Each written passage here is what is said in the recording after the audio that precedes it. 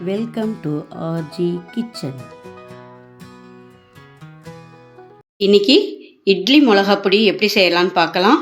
அதுக்கு தேவையான பொருட்கள்: மெஷரிங் கப்பில் 125 ml இருக்கிற கப்பில் 1 கப்பு கடலைப்பருப்பு, அதே அளவு உளுத்தம்பருப்பு, அதே அளவு எள்ளு, தேவையான அளவு பெருங்காயம், தேவையான அளவு உப்பு, வரமிளகா 25 எடுத்திருக்கேன்.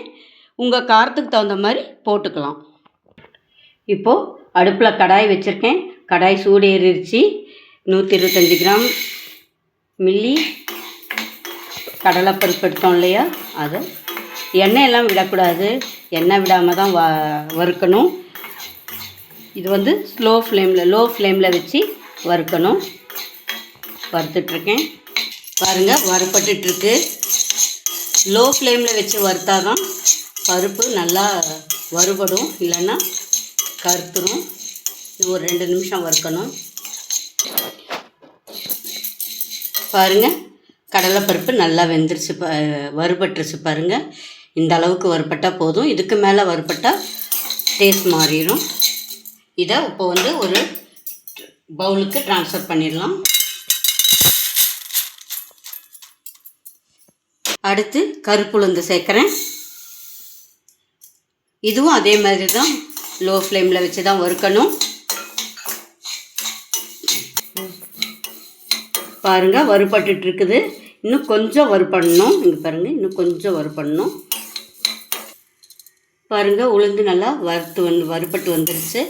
இப்போது இதுக்கு தேவையான அளவு உப்பையும் இதோட போட்டு வறுத்து விட்டுறலாம். உப்பில் இருக்கிற ஈரப்பசையெல்லாம் போயிடுச்சு. இப்போது இது அதுலேயே சேர்த்துக்கலாம். எள்ளு சேர்க்குறேன்.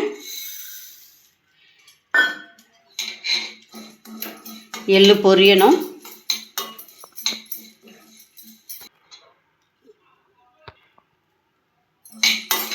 இது 2 நிமிஷத்தில் பொரிஞ்சு வந்துடும்.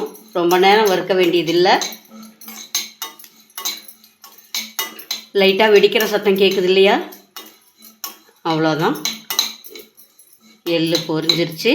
இதையும் பருப்புங்களோடைய சேர்த்துடலாம். பருப்புங்களோடைய சேர்த்தாச்சு. அடுத்தது போட்டு ஒரு தடவை வறுத்துக்கலாம்.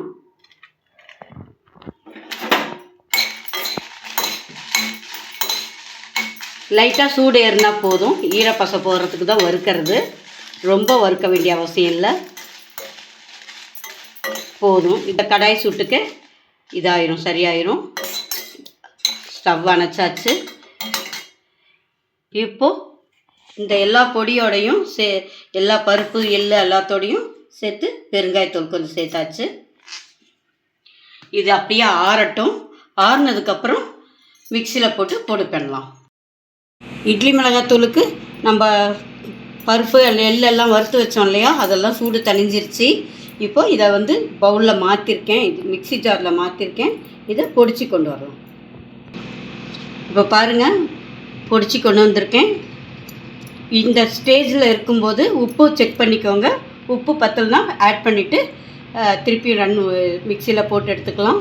இப்போ இது கொஞ்சம் பெருசாக குறையாக இருக்குது. இன்னொரு தடவை போட்டு கொண்டு வந்தேன். பாருங்கள், நல்லா மெஞ்சிருச்சு. ரொம்ப நைஸாக மெஞ்சாலும் டேஸ்ட் அவ்வளோ நல்லா இருக்காது. இது மாதிரி கொஞ்சம் ரவா பதத்தில் இருந்தால் தான் டேஸ்ட் நல்லாயிருக்கும். இப்போ இதை அரைச்சிட்டோம். இதை ஒரு பவுலில் மாற்றி கொஞ்சம் ஆற வச்சிடலாம். சூடு தணிஞ்சதும் ஒரு டப்பாவில் போட்டு வச்சுக்கலாம். இது நான் 5-6 மாதம் இருந்தாலும் நல்லா இருக்கும். பாருங்கள், பவுலுக்கு ட்ரான்ஸ்ஃபர் பண்ணிட்டேன். இது கொஞ்சம் சூடு தணியட்டும். பாருங்கள், இட்லி மிளகாப்பொடி ரெடியாக இருக்குது. இது ரொம்ப யம்மியாக இருக்கும். எள்ளு வாசனத்தோட சூப்பராக இருக்கும். சூடான இட்லிக்கு நல்லெண்ணெய் விட்டு மிளகாப்பொடிக்கு நல்லெண்ணெய் விட்டு சாப்பிட்டோன்னா ரொம்ப டேஸ்ட்டாக இருக்கும்.